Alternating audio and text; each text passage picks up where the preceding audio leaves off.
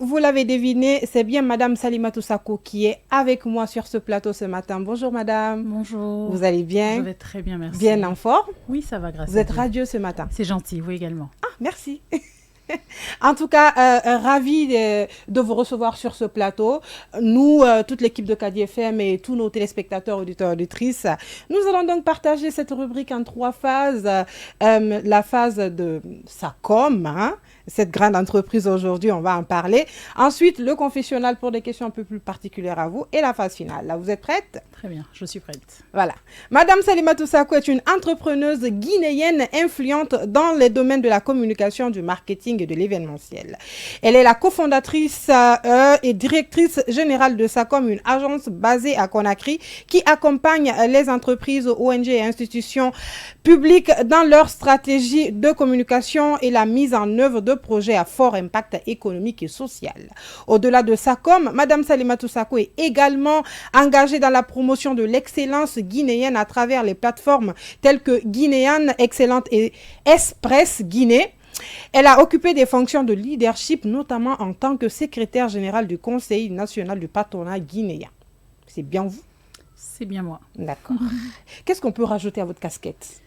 Non, je pense que professionnellement, du moins, tout est dit. D'accord. Après, c'est les grandes lignes. Mais bon, je vous remercie. Bonjour d'ailleurs à tous les auditeurs de Kadi FM. Merci de me recevoir sur votre magnifique plateau. Merci. Je suis heureuse d'être ici ce matin. Et bon, voilà. Voilà, tout est dit. Super. En tout cas, ça a été quoi votre déclic? Est-ce que la communication, c'était chose que vous voulez faire depuis très longtemps? Alors la communication, je crois que je me suis retrouvée dedans naturellement. D'accord, Dieu faisant les choses. Dieu faisant les choses en effet, sinon de base, c'est pas ce dans quoi j'avais débuté mes études. D'accord. J'ai dû me réorienter pendant mon parcours, mais je l'ai même là, je n'ai pas réalisé que c'était de la communication en tant que telle. Je me suis retrouvée à travailler dans la communication, dans le conseil, premièrement, parce qu'on disait que j'avais des bonnes idées, je réfléchissais assez rapidement, les relations publiques, il semblerait que j'ai de très bonnes relations interpersonnelles, ce qui fait que j'aimais beaucoup aller vers les gens, leur donner des conseils sur ce qu'ils pouvaient mieux faire pour se mettre en avant. Et je pense que depuis toute jeune, quand je parle de toute jeune, je parle de mes années au lycée. Mais c'est plus tard vraiment que je me suis orientée avec une spécialisation dans la communication. Et sans parler de l'aspect événementiel que j'aime beaucoup. J'aime quand les gens sont bien accueillis, bien reçus, que les gens sont à l'aise, que ce soit un anniversaire, une conférence ou un forum international. Donc oui, je pense que c'est une aptitude naturelle que j'avais de communiquer. D'accord. Et qu'est-ce que ça fait d'être chef d'entreprise? Après, tout dépend. Est-ce que c'est en milieu du mois? Est-ce que c'est à la fin du mois? Est-ce que c'est pendant les salaires? Ou lorsqu'il faut gérer les l'administration fiscale? On sait déjà, donc...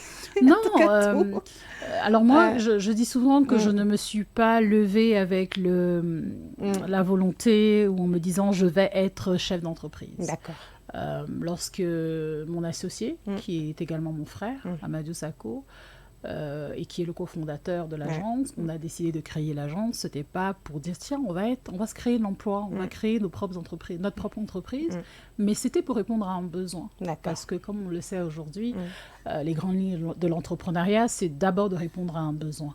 Et pour nous, ce besoin, c'était de communiquer la Guinée, de faire connaître la Guinée différemment, de mettre en avant ce qui allait bien, de mettre en avant l'excellence guinéenne. Et c'est vraiment ce qui nous animait. Donc on s'est retrouvés dans l'entrepreneuriat simplement parce qu'on voulait contribuer à quelque chose. Et depuis quand est-ce ce déclic a commencé?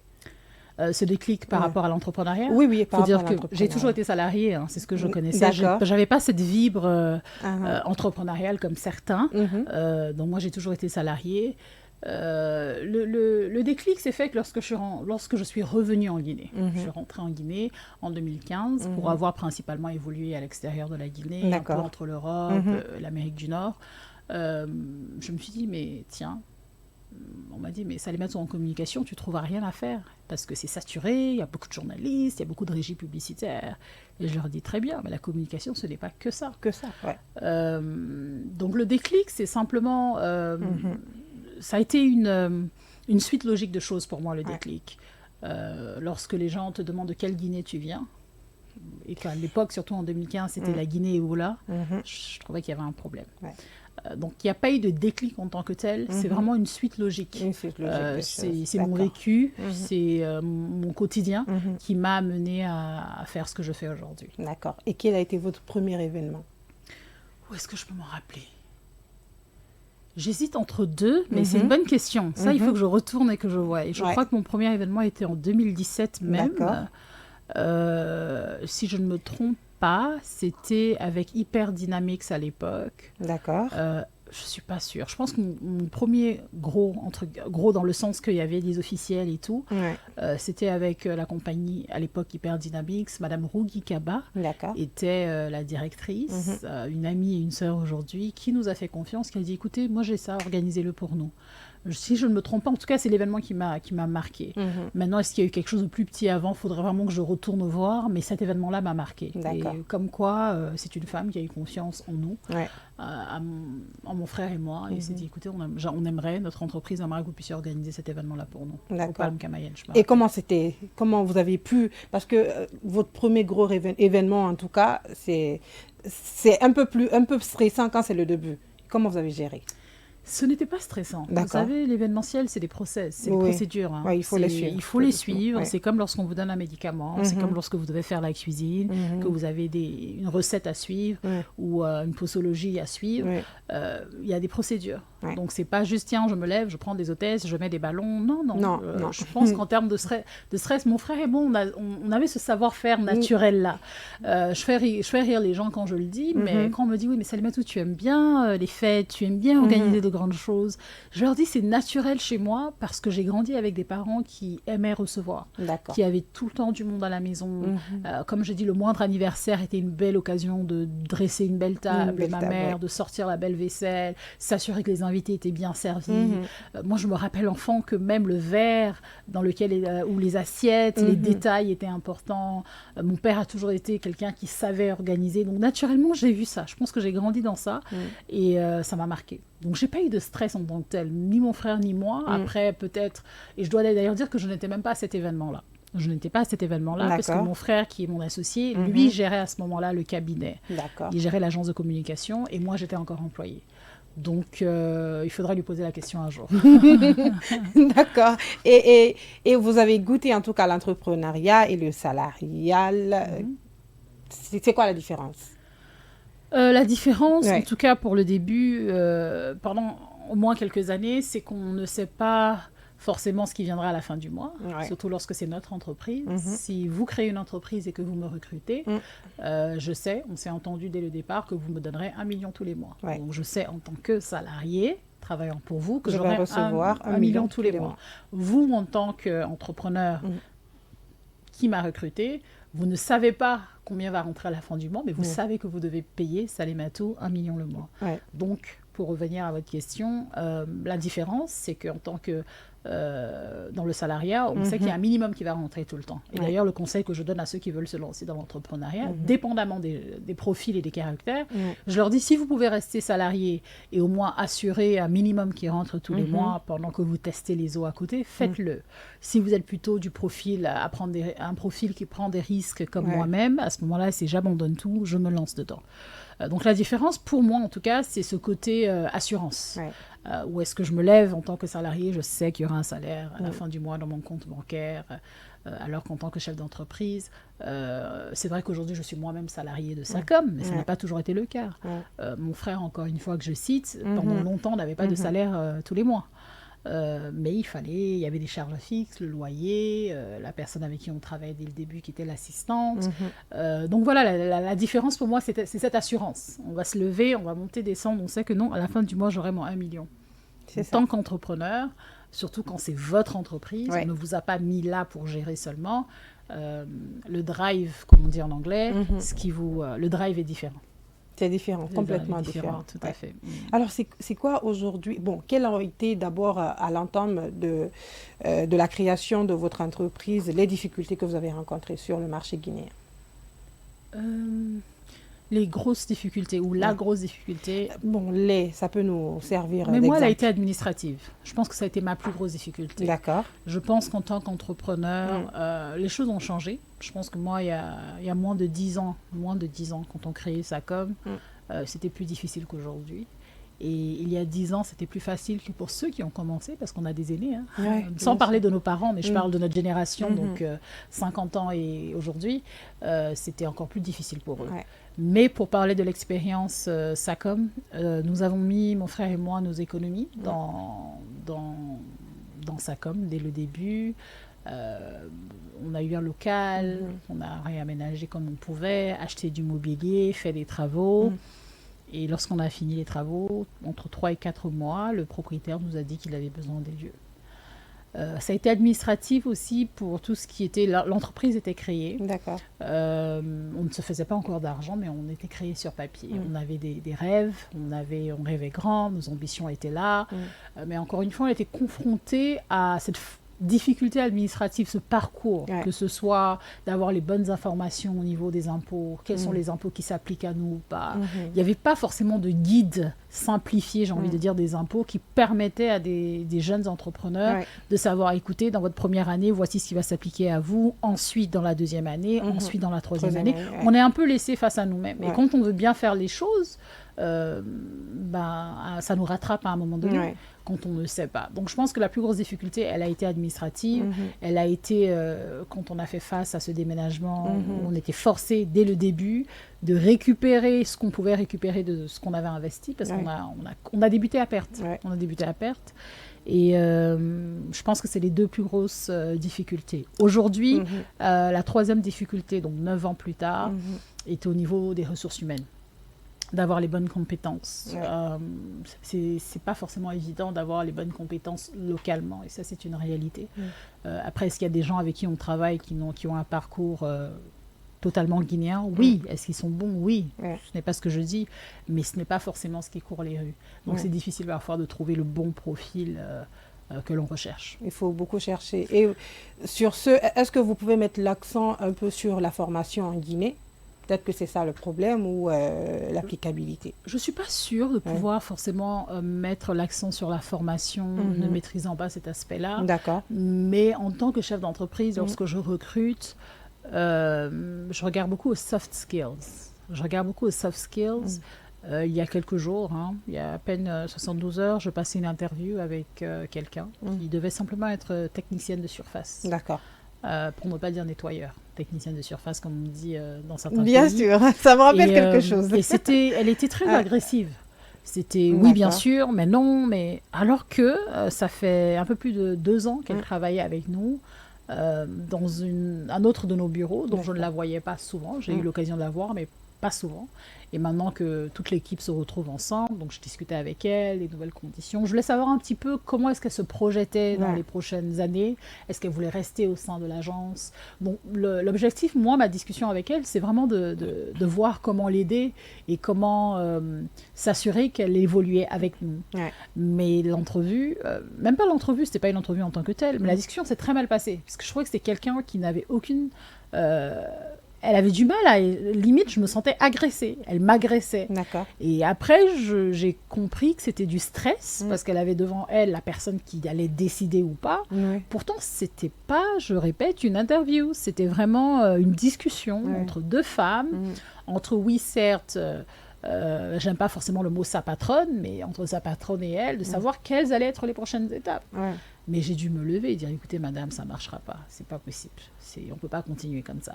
Et elle ne comprenait pas ce qu'elle avait fait. Mais elle m'agressait par ses mots. C'était limite... J'avais l'impression qu'elle allait me sauter dessus lorsque je lui posais des questions.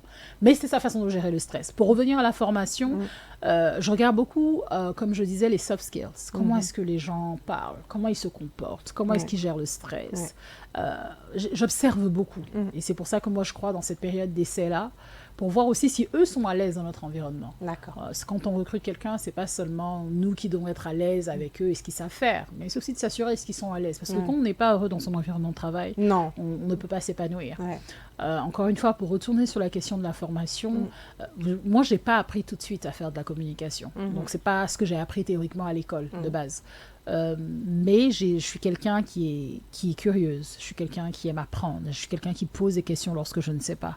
Et je crois que ce sont des choses qui m'ont aidé à me développer. Et j'aurais aimé voir un peu plus de ça. Je trouve que malheureusement, il y a beaucoup de nos stagiaires, ou même ceux que l'on recrute tout de suite, qui attendent. Et je trouve ça dommage, je leur dis, une agence comme SACOM, tout est à faire. Il ne faut pas voir qu'on a 9 ans, c'est absolument rien comparé à où est-ce qu'on veut aller. Tout est à faire, donc faites des propositions, soyez une plus-value, apportez des idées. Qu'est-ce que vous pouvez apporter? Moi, j'ai besoin de sentir votre absence. Lorsque vous n'êtes pas là et que je ne le sais pas, c'est que, je vous le dis tout de suite, vous n'apportez pas grand-chose. Donc j'aurais aimé quand même que les plus jeunes ou les moins jeunes puissent quand même déjà se poser la question lorsque, au lieu de juste travailler, au lieu de juste trouver du travail pour avoir un salaire à la fin du mois, c'est se dire, qu'est-ce que je peux faire pour m'épanouir? Si c'est être salarié dans une entreprise, je veux m'assurer que c'est une entreprise où je peux m'épanouir, où je suis bien, mais vraiment à laquelle je peux contribuer. Ici, c'est peut-être entreprendre et faire sa propre chose, comme on dit, qu'il le fasse bien également. D'accord. Et au niveau des autres salariés à SACOM, comment vous êtes? Comment est l'atmosphère de travail? Bien, j'espère. Je crois que l'atmosphère de travail est bien parce que c'est crucial. C'est crucial, comme je disais, d'être à l'aise dans son environnement de travail, d'être bien. Donc, je pense que ça va. On essaye vraiment de créer une ambiance où tout le monde se sent en famille. On ait envie de parler une journée ou pas, mais qu'on ait envie de venir au travail. Voyez-vous, on a des journées où on est moins bien que d'autres, mais c'est important qu'il y ait le respect, la bienveillance. Moi, c'est important pour moi, la bienveillance. Je ne crois pas dans cette compétition malsaine. Si j'admire ce que vous faites, j'ai envie de vous ressembler, d'apprendre à faire comme vous, si vous êtes mon collaborateur ou ma collègue, mais je ne crois pas dans cette compétition malsaine. Moi, j'ai vraiment besoin qu'à SACOM, on puisse monter ensemble. Je ne veux pas être la chef d'entreprise qui va bien, qui brille toute seule. Je veux réellement, surtout que j'ai beaucoup de femmes, et des hommes aussi, mais on a plus de femmes que d'hommes au sein de l'entreprise. J'ai vraiment envie que l'on puisse monter ensemble. D'accord. Et aujourd'hui, c'est quoi votre plus grande fierté? Ma plus grande fierté?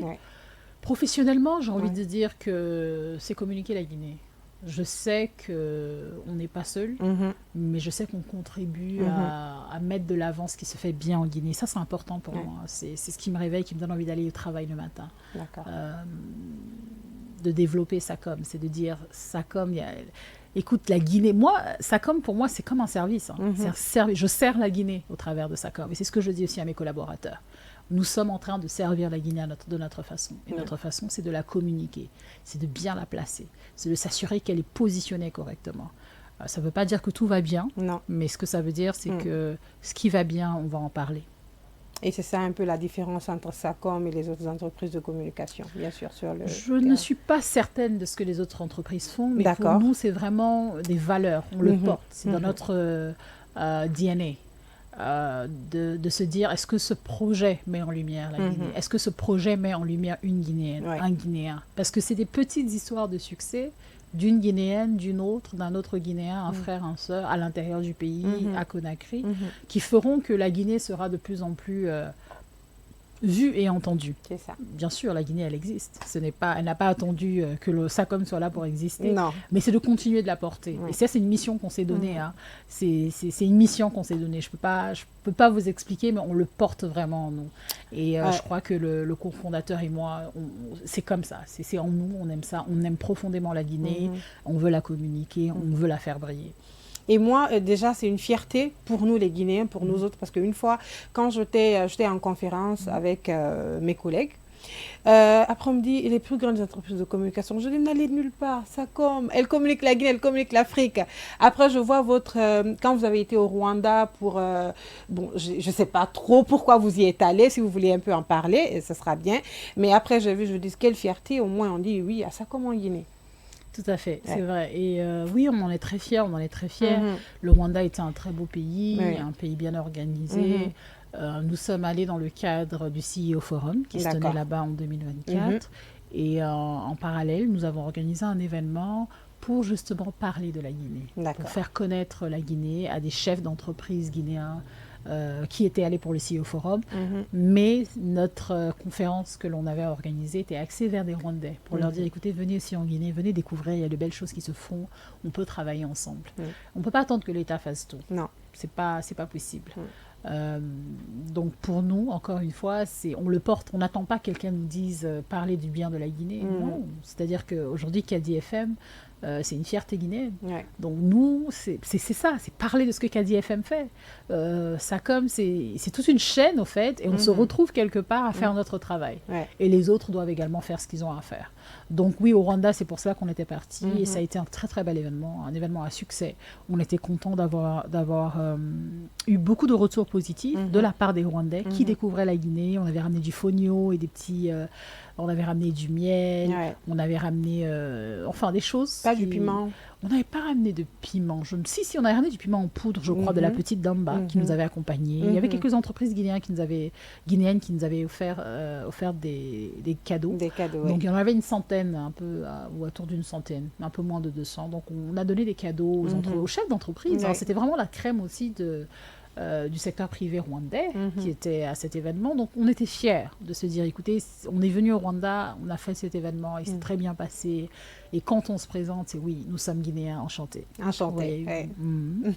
Et quel autre pays vous avez découvert à part le Rwanda?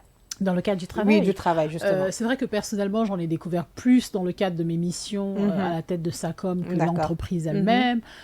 Tout récemment, on a eu l'opportunité de travailler avec l'Office du port du Gabon, qui nous a sollicité pour aller les aider dans le cadre de l'organisation d'un événement. Et on était heureux. On a eu à travailler un petit peu au Togo aussi, à nos débuts. Donc c'est en train de se faire tranquillement. Mais quand on va s'assurer que la Guinée est bien communiquée, on continuera de s'étendre. Donc on n'est pas pressé. Et j'aurais dû poser la question là au début. SACOM, ça signifie quoi?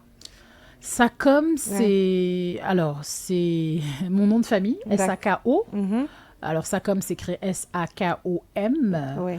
Et puis, c'est SACOM, ça communique. C'est pas... D'accord. Mais c'est tout. C'est d'accord. Ça communique. Je pensais que c'était en sigle, quelque chose comme ça. Non, c'est notre nom de famille avec un K majuscule au lieu du C de communication. On a mis un K majuscule. Donc, ça communique. SACOM. Ah, d'accord. La com, c'est SACOM. Et SACO, notre nom. Donc, on a fait un petit jeu de mots. En tout cas, ça passe très bien. Merci, c'est gentil. Alors...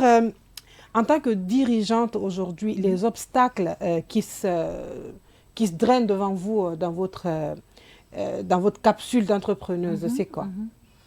Les obstacles, je vous dirais encore une fois, à part le côté ressources humaines que j'ai touché, ça reste important parce que pour développer quoi que ce soit, le capital humain est au cœur. Et je vous assure que c'est la chose la plus difficile pour moi en ce moment. Même si je suis très reconnaissante à l'équipe que l'on a, qui fait les choses sans ma présence, ça comme aujourd'hui ne tourne pas autour de ma présence, mais je pense on peut faire mieux, ils peuvent être encore plus indépendants. C'est cela aussi une entreprise, c'est-à-dire que si demain je suis pas là et qu'elle est fermée, il y a un souci dès le départ au niveau de la vision et des ambitions que nous portions. La deuxième chose, je vous dirais, en tant qu'entrepreneur, je ne sais pas pour les autres, mais c'est parfois dans l'événementiel, c'est beaucoup d'argent qui rentre, c'est beaucoup d'argent qui sort. L'événementiel, ça coûte cher. Donc on est parfois confronté à des soucis de trésorerie. Les gens ne vont pas comprendre, ils vont dire mais vous faites tous ces événements-là et malheureusement, tout le monde n'est pas très bon payeur. Vous serez étonné, même le secteur privé parfois, ils ne sont pas très bons payeurs. Mais en termes de gros défis, vraiment, pour moi, c'est les ressources humaines. Honnêtement, pour moi, c'est les ressources humaines. Quand on a les bons profils au bon poste, c'est plus simple. On a du mal parfois à trouver les bons profils. Est-ce qu'une fois dans votre carrière, vous avez voulu abandonner parce que c'était trop? Depuis que je suis entrepreneur, non. D'accord. Non, je suis parfois découragée, non, mais j'ai des petits moments de fatigue où je me dis, mais est-ce que ça vaut la peine? Et ça dure même pas 3 secondes, parce que oui, ça vaut la peine. Et après, qu'est-ce qui vous motive? Je pense à pourquoi j'ai commencé. Pourquoi est-ce que j'ai commencé? Est-ce que c'était pour me faire de l'argent seulement? Est-ce que c'était pour réellement, comme je dis, servir le pays. Donc, je retourne à ma mission initiale. Ouais. Donc oui, j'ai eu des petits moments de découragement. Dans ma carrière professionnelle, oui, mais pour l'instant, au niveau de l'entrepreneuriat, grâce à Dieu, non. D'accord. Et c'est quoi votre rituel quotidien? Il y a des journées comme celle-ci où je commence ailleurs comme qu'au bureau. Comme vous êtes sur le plateau de Cadi FM. Absolument. Voilà, donc c'est des journées où est-ce qu'on commence ailleurs qu'au bureau. On respecte des engagements, que ce soit des rendez-vous ou autre chose. Mais lorsque je suis à Conakry, mon rituel, c'est la maison. Je sors la maison, les enfants. Je vais au bureau. C'est les emails, c'est quelques coups de fil. J'essaie de travailler beaucoup en matinée et ensuite de faire tout ce qui est rendez-vous en après-midi. Quelles sont les plus grandes ambitions de SACOM aujourd'hui sur le marché guinéen pour l'avenir? C'est d'organiser les plus gros événements du pays. D'accord. Et quand je parle de plus gros événements du pays, je parle d'événements qui mettent la Guinée sur... je vais faire un peu d'anglicisme, on the map, qui mettent la Guinée, qui font que les yeux du monde sont rivés sur la Guinée. Voilà ce qui se passe en Guinée. Et qu'en arrière, ce soit SACOM qui organise l'événement.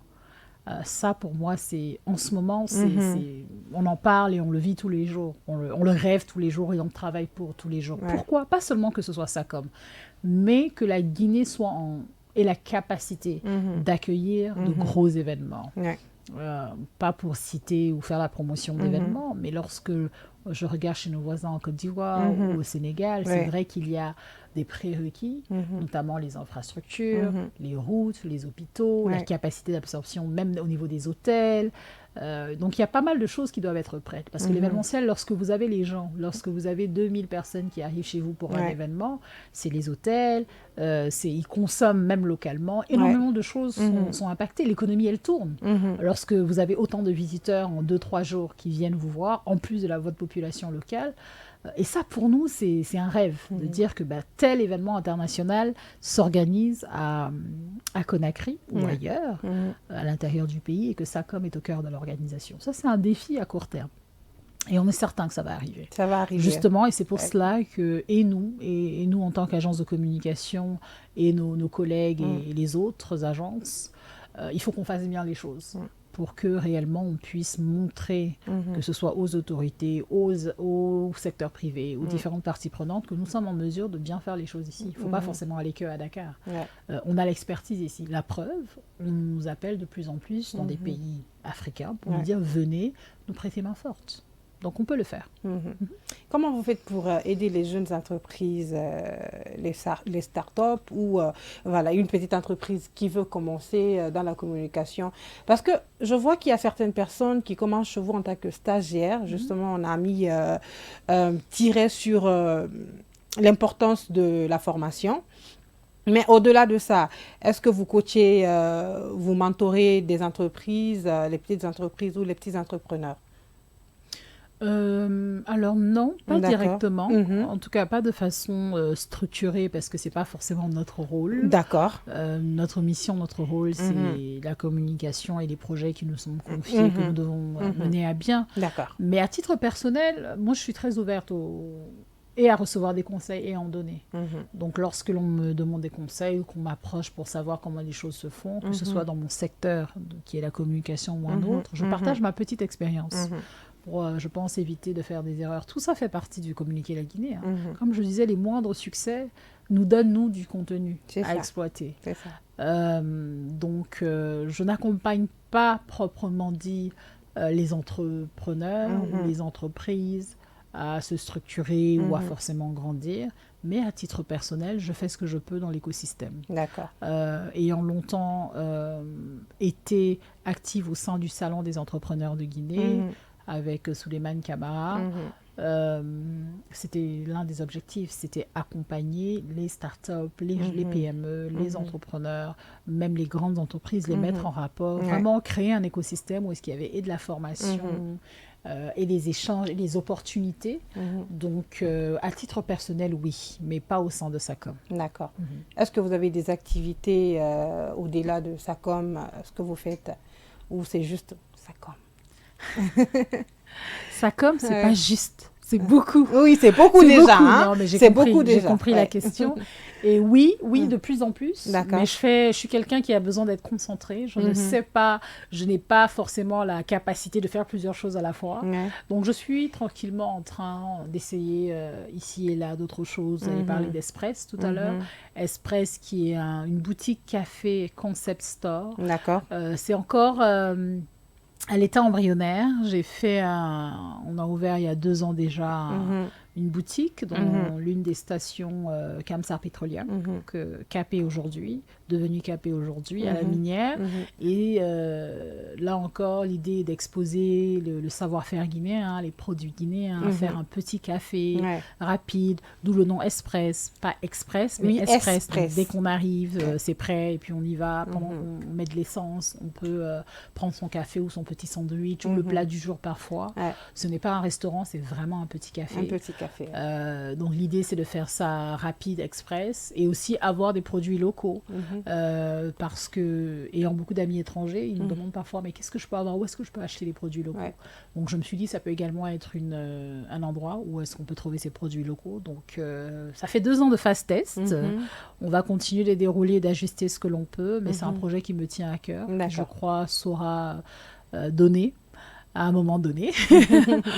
Mais voilà, donc je m'intéresse également de plus en plus à l'immobilier. D'accord. Donc il y a des projets sur le côté. En tout cas, ça va venir. Hein? Ça va venir. Et depuis plusieurs années, je porte le projet de Guinean Excellence, qui est appelé à être un événement, qui est en même temps appelé à être un magazine, qui va faire la promotion de l'excellence guinéenne. Je ne saurais pas comment l'expliquer plus que cela. Non, on en saura plus. On en saura plus. En effet. Alors, selon vous, c'est quoi le rôle des femmes dans la transformation économique du pays? Pour moi, le rôle, il est évident. C'est déjà ce qu'elles font, sans que ce ne soit cité, forcément chiffré ou listé. C'est que c'est plus de la moitié de la population. Donc, on ne peut pas parler de transformation économique sans la moitié de cette population. On ne peut pas parler de quoi que ce soit pour le pays sans parler de la moitié de la population. Donc, j'ai envie de vous dire que leur rôle, c'est de faire, de travailler, de bâtir, de construire, de relever, comme le font les hommes. Pour moi, c'est aussi simple que ça. Et d'autant plus qu'au sein de SACOM, il y a plus de femmes que d'hommes. Donc, voilà, il y a tout ça. Alors, les obstacles, on en a parlé, les difficultés quand vous avez commencé, et maintenant, on en va parler les ressources humaines. Alors, est-ce que vous appelez vraiment les jeunes à se former, à multiplier d'efforts pour que la ressource humaine, parce qu'aujourd'hui, le pays a besoin de cerveaux, et avec les cerveaux, vraiment, il faut une formation, il faut une adaptation, il faut un courage. Qu'est-ce que vous pouvez leur dire? Il faut qu'on se forme de plus en plus. Aujourd'hui, on a même sur Facebook, on aime scroller sur Facebook pendant des heures. Aujourd'hui, sur Facebook, il y a des gens qui postent des vidéos qui peuvent nous aider à améliorer quelque chose dans notre quotidien. Même pas parler de formation, mais ne serait-ce qu'améliorer quelque chose dans notre quotidien. Donc, on n'a pas d'excuses aujourd'hui avec que ce soit l'IA, que ce soit l'accès simple à Internet. On peut tout trouver. On peut tout trouver. Il y a des cours gratuits aujourd'hui en ligne. Il ne faut pas forcément être allé à l'étranger pour avoir une expérience ou faire des études à l'étranger. Le monde est ouvert. Le digital nous a apporté cet avantage-là. Le monde est ouvert. Donc, moi, ce que je dirais aux jeunes, c'est que formons-nous. Il faut que l'on se forme. On ne peut pas se contenter du strict minimum. Pour exceller, il faut être bon. C'est ça. Pour exceller, il faut être discipliné. Pour exceller, il faut avoir un réel savoir-faire. Et donc pour cela, c'est pas magique. Moi, je trouve dommage que certains jeunes veuillent tout de suite. Moi, j'ai pas tout eu tout de suite. Moi, j'ai plus de 40 ans aujourd'hui. Enfin, j'ai bientôt 41 ans, mais j'ai pas eu tout de suite. Donc, et il y a des choses que je veux encore, ça va pas venir en un claquement de doigts. La vie, c'est des process aussi. C'est qu'il faut pas être pressé. Donc c'est bien d'être pressé dans un sens, mais de savoir aussi canaliser cette fougue que l'on a de tout avoir tout de suite. C'est pas possible. Rien n'arrive en un clin d'œil ou en un claquement de doigts. Faut mettre le travail, il faut donner le temps au temps. Donc formons-nous. On n'a pas de raison de ne pas se former. Autour de moi, j'ai tellement de gens qui m'inspirent et je me dis « Ah, mais comment est-ce qu'elle sait ça? Comment est-ce qu'il fait ça ?» Ok, je vais apprendre, je vais m'intéresser à cela, je vais aller sur Internet, comment est-ce que je fais pour m'améliorer dans ceci. Donc la vie, on apprend tous les jours. On apprend tous les jours. On n'a pas d'excuses. Notre jeunesse n'a pas d'excuses. On doit apprendre. On a un pays à construire. Ouais. À quel moment on va s'asseoir pour se dire, bon, j'attends que l'autre le fasse. Je veux dire, on n'est pas citoyen pour rien. Non. Sinon, rien. on change de nationalité. C'est vrai que c'est pas évident, hein, mais concentrons-nous sur ce qui va bien. Voyez-vous, et que chacun puisse jouer sa partition. Sa partition, c'est ça, tout simplement. En tout cas, chers téléspectateurs, auditeurs, auditrices, j'ai sur ce plateau Madame Salimatou Sako de SACOM. Nous allons aller tout doucement dans la rubrique Pardon, dans la deuxième phase, qui est la phase de confessionnal, pour des questions un peu plus particulières à mon note du jour. C'est tout à l'heure après le générique.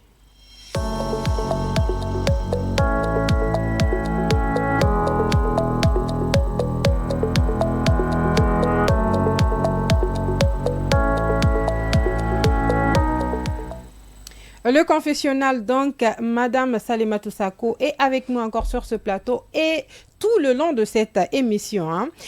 Qui est Madame Salimatou Sako derrière la caméra, derrière sa capuche de femme entrepreneuse? Qui elle est réellement?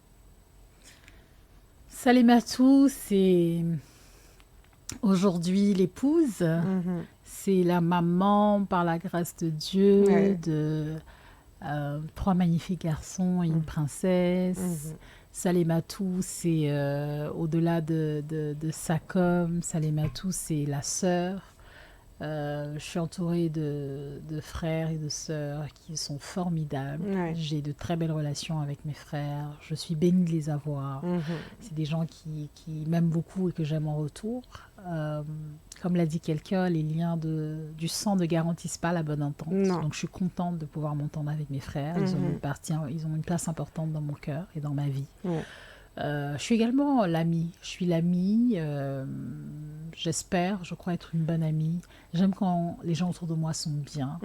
Je suis entourée aussi de très belles personnes. Donc j'espère le rendre. Je suis la fille. Je suis la fille. Mes parents, mes oncles, mes tantes. Donc voilà, Salimatou, c'est quelqu'un de très simple. Salimatou, c'est quelqu'un qui aime passer du bon temps avec son entourage. Salimatou, c'est quelqu'un qui aime passer du bon temps. Voilà. C'était quoi votre rêve d'enfant? Mon rêve d'enfant, professionnellement, j'imagine? Non, peut-être. Oui, professionnellement. C'était d'être avocate. Mais je trouvais que c'était trop long, les études. Mais les avocats, je suis émerveillée par...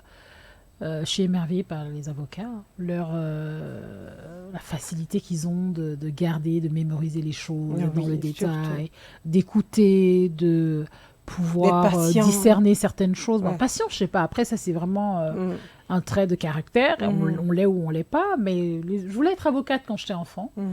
Voilà, je voulais être avocate et je voulais être heureuse. Je sais que je voulais être heureuse. Et je pense qu'aujourd'hui, grâce à Dieu, je le suis. Tout simplement. C'est cela. Ouais.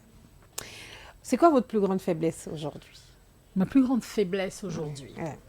Ma plus grande faiblesse, pendant longtemps, a été le fait que je pleure vite. Je pleure vite. Je pleure vite. Je trouve que c'était une faiblesse. Aujourd'hui, j'accepte que ça ne l'est plus totalement, mais j'aimerais moins pleurer. C'est-à-dire que je vis les choses et lorsque je ne sais pas ou je ne peux pas m'exprimer, je pleure très vite. Donc, ouais, je trouve que c'est quand même un peu une faiblesse. Oui, c'est une faiblesse. Et j'oublie beaucoup. J'oublie beaucoup. Malheureusement, j'oublie beaucoup. Et là, il faudra quelques astuces pour ne pas oublier. Je pense que je vais mettre ça dans la rubrique « J'ai testé pour vous ». C'est vrai? Oui. Mais s'il vous plaît, alors, testez, aidez-moi à avoir des... J'essaie de faire des exercices, mais j'oublie vite. Ouais. Bon, peut-être que ça peut être... On va voir 3 de vos qualités et 2 de vos défauts. Peut-être dans le défaut, on peut mettre « J'oublie vite ». Oui, j'oublie vite dans les défauts. Ouais. Vos qualités. Mes qualités. Je crois être généreuse. Ouais. Mes qualités. J'ai de l'empathie. Qualité. Une 3e qualité. Généreuse, empathique. 3e qualité. Ouais. Vous êtes une bonne maman? Ah oui, je Ah pense oui. que je suis une très bonne maman. Mais c'est une Moi, je suis qualité, une maman hein. poule. Hein. Ouais. Ah, Ouais, moi, je suis une maman poule. en tout cas, je vois sur votre Instagram. C'est vrai. Oui. J'essaie de les poster de moins en moins quand De même. moins en moins quand même. J'essaye, mais bon, En en tout cas, même je connais temps... le petit. Oui, c'est vrai. C'est plus à quel âge. Il s'appelle comment? Mais en tout cas, je vous suis sur C'est Eric. Instagram. C'est Eric, ma star. C'est lui. C'est Ça lui. doit être lui. Ça doit être Eric, en effet. Ah ouais, c'est ça. C'est quoi votre plus grande phobie? Phobie. Hum. D'être coincé dans un ascenseur. C'est une phobie que j'ai. Je prends l'ascenseur quasiment tous les jours. Je suis étouffée même d'entendre ça. Mais Oui. chaque fois que je suis dans l'ascenseur, je me dis si ça s'arrêtait. Je pense que je m'évanouirais. Ouais. Ah ouais, c'est une phobie. Être enfermé dans quoi que ce soit, Ouais. c'est... Ouais. D'accord. Quelle est la personne ou les personnes qui vous inspirent le plus? Il y en a plusieurs. Mhm. Il y en a plusieurs. Il y en a eu plusieurs selon les saisons de ma vie, selon Mhm. les moments de ma vie auxquels... différents moments, hein, les saisons de ma vie. Mais là, comme ça, bon, je vais dire ma mère m'inspire, et c'est vrai qu'elle m'inspire. D'accord. Parce que c'est ma mère, c'est mon premier modèle de femme, et il y a beaucoup de choses que elle a eu à faire. C'est une femme qui a eu beaucoup de coups durs et qui est restée très résiliente, très élégante, très belle. Et je trouve qu'il faut beaucoup, beaucoup de force pour pouvoir C'est ça. rester aussi élégante, malgré les coups durs de la vie. Des gens qui m'inspirent, hein. Ouais. Il y en a, mais je n'étais pas prête pour cette question. Parce que là, comme ça, je ne vois pas. Il y en a plein. Oui, il y en Peut-être a que plein, ça peut être mais un des peu partout présidentes, aussi. des écrivaines, des femmes entrepreneurs. Non, mais même autour de moi, Oui, franchement, même il y a autour des de gens vous. plus jeunes, plus Oui. âgés qui m'inspirent par mille et une choses. Aïcha Ba, quand je la vois, je la trouve inspirante, Ouais. malgré son âge, tout ce qu'elle a vécu. Tu vois, le fait qu'elle est anglophone, Ouais. elle parle français correctement, elle est, malgré son âge, elle reste quand même debout et très vive dans ses idées. C'est pas quelqu'un avec qui j'échange. Sarah Daraba, c'est une femme que je peux l'écouter pendant des heures. Ouais. Je ne lui parle pas tous les jours, mais quand je la vois, mes yeux brillent, je suis contente. Non, mais une jeune dame comme aujourd'hui qui est en train de rayonner de plus en plus et aussi fait rayonner la Guinée, Aïssata Kaporo, qui est une jeune sœur, quelqu'un que j'affectionne, que je trouve très brillante, très très stricte. Qu'on aura déjà demain sur ce plateau. Mais très bien, vous lui Oui. passerez mes salutations et mes hommages, même c'est si ça. je le fais moi-même lorsque je peux. Ouais. Donc voilà, c'est une jeune dame que j'aime beaucoup. Je peux en citer plein autour de moi. Hein. Je découvre tous les jours des profils de femmes que l'on voit ou que l'on ne voit pas beaucoup, mais il y en a énormément. Pour moi, il y en a énormément. On a eu récemment le mois de mars qui est passé. Au sein de SACOM, on a eu à célébrer les premières femmes dans plusieurs domaines, mais aussi des femmes que moi-même j'ai eu à découvrir, à me dire, oh mon Dieu, elles ont fait ça ou elles font ça. Ouais. Mais elles ont décidé de ne pas forcément mettre en lumière ce qu'elles font tous les jours. Donc il y a beaucoup de femmes qui m'inspirent dans mon quotidien. Moi, dès que je vois quelque chose chez vous qui peut m'aider à grandir, à me développer, à m'améliorer, ben, vous devenez une source d'inspiration, ne serait-ce que dans ce domaine-là. Tout simplement. Donc oui, non, il y a beaucoup de femmes qui m'inspirent autour de moi. J'ai des amis qui m'inspirent. J'ai des collaborateurs qui m'inspirent par leur discipline. Ma sœur, ma jeune sœur, qui est 12 ans ma cadette, elle m'inspire par sa discipline de travail. Je trouve ça énorme. J'aurais été aussi disciplinée qu'elle à mon âge. Je pense que j'aurais été beaucoup plus loin. À son âge, je veux dire, j'aurais été aussi disciplinée qu'elle quand j'avais son âge. Je serais allée beaucoup plus loin.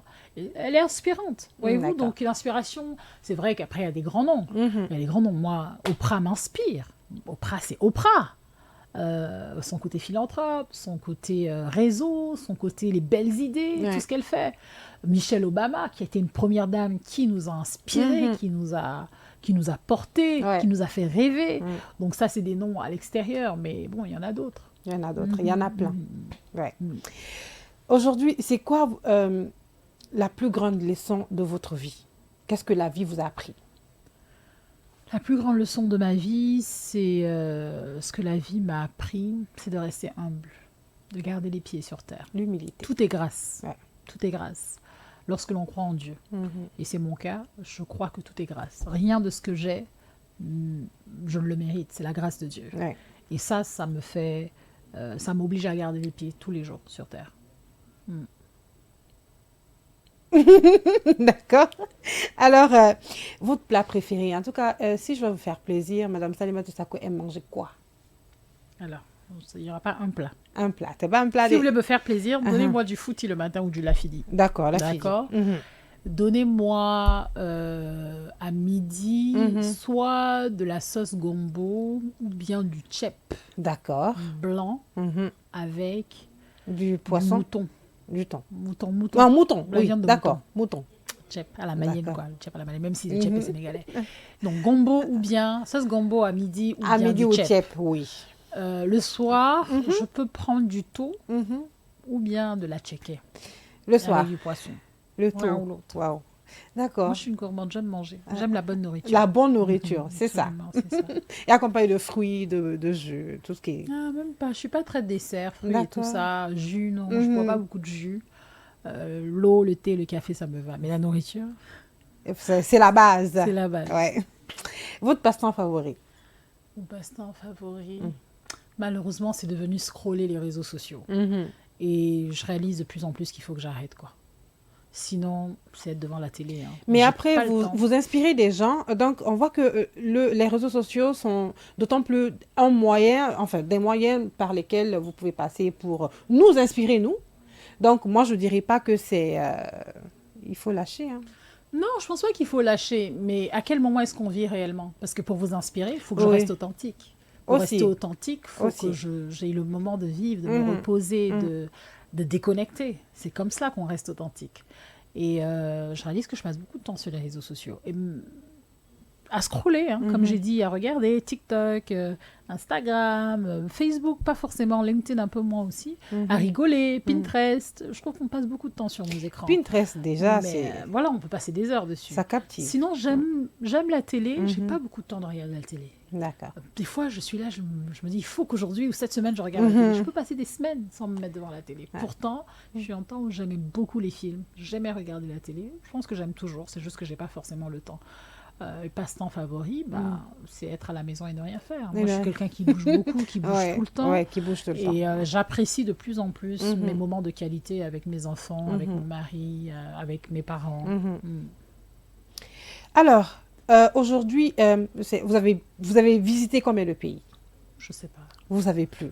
Je sais pas. Et quel est le pays que vous voulez visiter? Un pays que j'ai toujours voulu visiter, Ouais. si Dieu le veut, je le visite bientôt. Ce week-end, je serai là-bas, c'est le Japon. Le Japon. Vous savez que l'Expo universelle Ah oui, Osaka, oui. 2025 se passe au Japon, à Osaka, et que j'ai eu le plaisir d'être choisie par le ministère qui porte le projet, donc le ministère du Commerce, de l'Industrie et des PME, au travers la GIPEX, l'Agence guinéenne de la promotion des exportations, si je ne me trompe pas. Et c'est un pays que j'ai toujours voulu découvrir. Je devais y aller l'été dernier. Bon, c'est parti. Et puis là, donc, quand il y a eu cela, je me dis, mais tant mieux. Quelle fierté pour moi d'être là-bas pour la Guinée, en plus au Japon. Ouais. Donc, c'est un pays que je veux visiter. Donc, en parenthèse, dire aussi à tous les Guinéens qui ont l'occasion d'y aller, l'expo est là-bas jusqu'en octobre 2025. Donc, faites-y un tour si vous le pouvez. Maintenant, donc, je vais au Japon. Je suis déjà allée aux Maldives, mais j'aimerais y retourner. Un autre pays que je souhaiterais, je pense que c'est la Corée du Sud. Mais ça doit être à cause justement des séries coréennes. Je pense que c'est ce qui m'a influencée. D'accord. Donc j'irai à la Corée du Sud. Un autre pays. Moi, je ne suis pas très, très aventurière. Hein. Voyager, je voyage par nécessité. C'est parce qu'il faut que je voyage, que je fasse quelque chose. Sinon, pour changer d'idée ou pour une mission, quelque chose comme ça. Donc...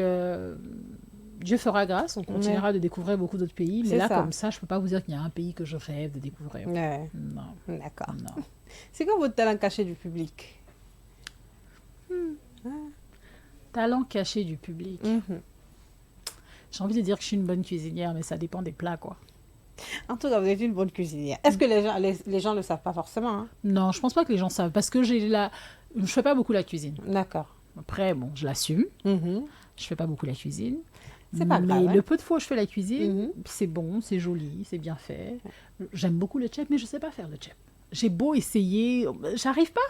Mon tchèp ne sort jamais aussi bon que vous avez regardé les recettes, étape par étape, toutes vous avez les recettes. suivi. Quelqu'un s'est mis à côté de moi, j'ai du mal. Mais oui, non, il y a d'autres plats que je fais très bien. Et je pense que c'est un talent caché. Je crois que c'est un talent caché parce que c'est pas ce que je montre souvent. D'accord. Moment de doute. C'était quoi le moment de doute dans votre carrière, toute votre carrière? 2019, je crois. Quelques années après mon retour en Guinée, j'ai eu vraiment, comme on dit, un gros coup de barre où je me suis dit, mais qu'est-ce que je fais ici? Qui m'a envoyé même? Est-ce que tu es obligé de rester en Guinée? Ça a duré 3 semaines. Ça a duré 3 semaines. Je pense que c'était vraiment un moment où j'ai touché le fond. J'étais fatiguée parce que professionnellement, c'était de longues heures de travail pendant plusieurs années. Et j'étais fatiguée, j'étais découragée. Je me suis dit peut-être que je devrais tout arrêter. C'était pas une bonne idée de revenir en Guinée travailler. Peut-être va ailleurs. Découragée par l'atmosphère de travail. Découragée par l'ambiance de travail. Découragée par l'administration publique à l'époque. Découragée par tout. Les embouteillages, les gens. Je me dis mais au fait ça tout continue, ça, c'est épuisant. C'est épuisant et c'est pour ça que c'est épuisant. important aussi d'être entouré de personnes qui peuvent vous dire vous êtes fatigué, repose-toi, d'accord, mais ne reste pas couché longtemps. C'est important d'avoir des personnes qui te disent c'est pas grave d'être découragé, ça nous arrive tous, mais relève-toi. C'est ce qu'on appelle des éléments boosters. Voilà, il nous faut avoir des éléments boosters autour de nous. C'est ça. Quel personnage vous ressemble le plus? Quel personnage? Oui, dans un film par exemple, ou sur les réseaux sociaux, quelqu'un qui vous ressemble. Vous dites, ah, je me vois en elle. J'ai pas envie de donner son exemple à elle, mais je pense pas que je suis la seule. Je vais le dire quand même. Vous savez, comment elle s'appelle la dame qui faisait scandale? Kerry Washington. Je ne regarde pas série. Kerry Washington. Mais vous connaissez la série Scandale? Non. Ah non? Je ne suis pas série. Vous n'êtes pas série, mais c'est une série. Je suis dessin animé et film. D'accord. Ouais. Après, j'irais Kerry Washington, mais vraiment sur... ce que j'aimais chez elle, c'était son côté blazer, Maison Blanche, toujours en train de trouver des solutions, stratège. Après, bon, elle avait un côté plus sombre. C'est pas celui dans lequel je me reconnais. Mais je trouvais ça très glamour, ce qu'elle faisait. À l'époque, je me voyais. Je me voyais dans le personnage. J'étais plus jeune aussi. Mais là, un peu moins. Maintenant que je le dis comme ça à haute voix, je me vois plus autant. Je pense pas que, même professionnellement, je mettrais autant d'énergie à trouver des solutions à des problèmes. Après, c'est un film. Oui, c'est un film, mais c'était... Voilà. Non, mais c'est une série qui nous a gardés en haleine. Hein. Je pense que, j'ai envie de dire Michelle Obama, mais en réalité, il y a un côté d'elle que c'est pas celui que j'aime le plus, mais j'aime son côté très simple. Pour avoir été l'épouse d'un chef d'État aussi puissant, je l'ai trouvée très accessible, même si j'ai pas eu accès à elle, en tout cas pas encore. Mais j'ai trouvé très très inspirante, quoi. De loin, elle nous a tous fait rêver, Michelle Obama. Bien et ça, sûr. c'est pas que de la com, il y avait beaucoup d'authenticité derrière, je crois. Et bien entendu Oprah, que j'ai cité aussi. Quand je vois Oprah, pareil, maintenant que j'ai pris de la maturité, un peu d'âge, je ne me vois pas totalement en Oprah, mais elle a beaucoup de choses que j'aimerais avoir accomplies à un moment donné. Super. Une avant-dernière question dans ce confessionnal. Avec une somme de 700 millions, que feriez-vous? 700 millions? Oui. 700 millions, j'offrirais une voiture à ma mère. C'est son anniversaire aujourd'hui. Aujourd'hui. Ah, joyeux anniversaire à maman. C'est ça. Ouais. Ouais, D'accord. En tout cas, ça vient du cœur. Oui. Que Dieu facilite. Amen. Ouais. Une dernière question. Est-ce que vous avez été sincère avec nous dans ce confessionnal? Regardez la caméra et dites-le à tous nos téléspectateurs, auditeurs, auditrices. Oui, j'ai été sincère avec vous. Je pense que c'est la moindre des choses lorsqu'on est invité sur un plateau et qu'il y a des téléspectateurs, des auditeurs. Donc, je vous remercie de m'avoir suivi. Merci pour toute l'énergie positive que je reçois au quotidien. Merci à Acadie FM pour l'invitation. Et encore une fois, merci de m'avoir suivi. Je vous souhaite une très belle journée. C'est tout naturel, hein? La phase finale, c'est tout à l'heure après le générique.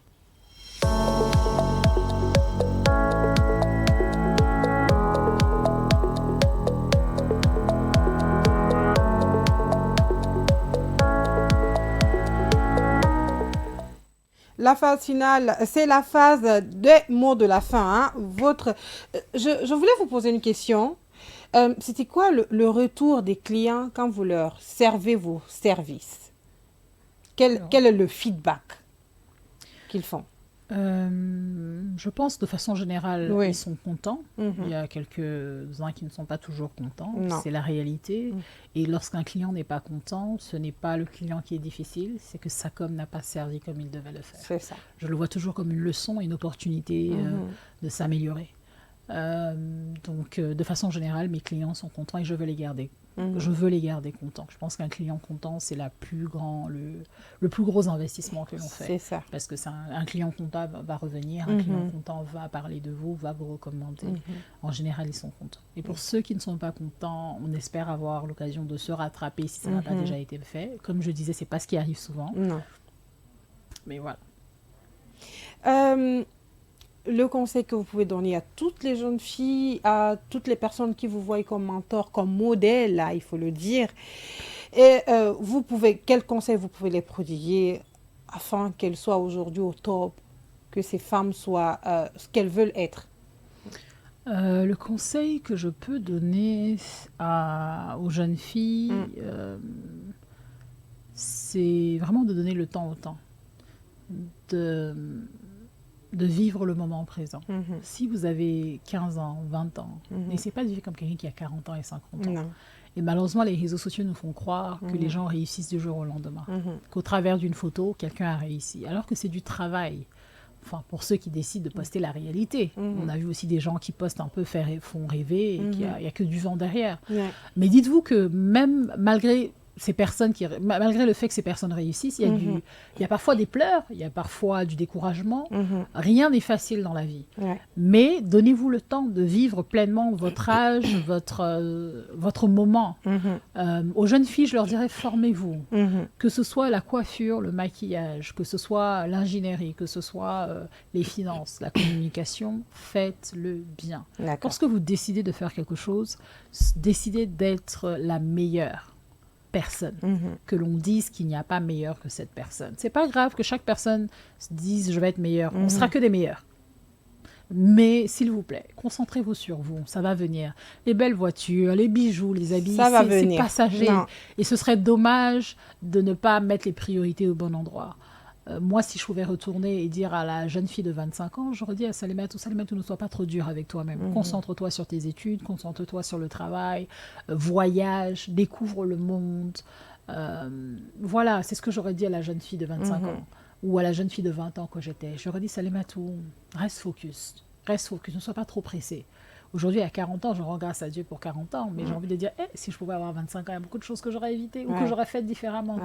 Mais la vie est faite ainsi, donc aux jeunes filles, s'il vous plaît, formez-vous. C'est pas une question d'argent, parce que moi, je m'entends beaucoup, oui, mais j'ai pas l'argent de faire ceci. Mais si tu as l'argent d'aller sur Facebook, tu peux aller suivre une formation. Si tu as l'argent d'aller sur TikTok, aujourd'hui, TikTok, il y a énormément de choses. On trouve de la spiritualité, on trouve de l'économie, on trouve de la finance. Moi, j'apprends tout ce qui concerne la bourse en ce moment sur TikTok, parce que ça m'intéresse. Je veux au moins savoir comment ça fonctionne, pouvoir tenir une conversation, ou ne serait-ce que lorsqu'il y a une conversation sur les questions de bourse, que je sache de quoi il s'agit. C'est TikTok. Pourtant, je danse aussi sur TikTok, je m'amuse sur TikTok, je fais des vidéos sur TikTok. Comme pour dire qu'aujourd'hui, le monde est ouvert. On n'a pas d'excuses pour rester en arrière. C'est ça. Pas d'excuse pour rester en arrière. La citation du jour, c'est « Le seul moyen de faire du bon travail, c'est d'aimer ce que vous faites. » C'est vrai. C'est d'aimer ce qu'on fait. C'est tout simplement ça. Il faut aimer ce qu'on fait. Ouais. D'accord. Chers téléspectateurs, auditeurs, auditrices, j'avais sur ce plateau Madame Salimatou Sakho,